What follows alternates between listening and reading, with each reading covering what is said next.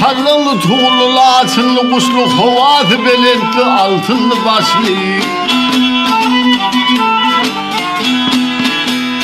Cülvehum molu qoğları koşlu kaptağın bölüğü balkın amandı Ha hay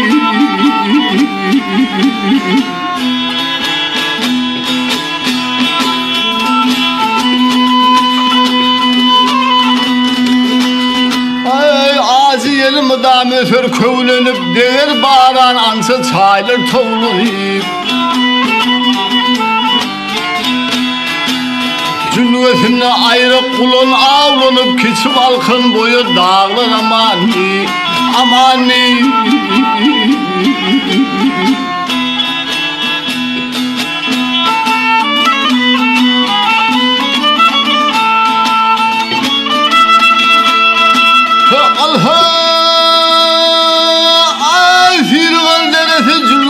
Akar keyikler kullaşır, tokullar döker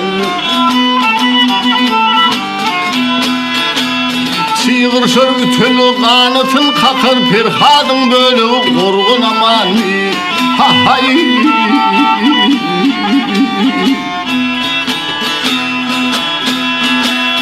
Ula şahir karvatın yatlısa Arvunur nirmayılır botlısa Kemal Han dönüsü kendin otlusu at saplın değerli gurgun amani Ha hay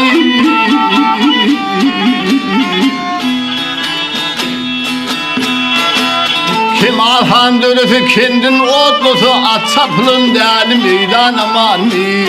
Amani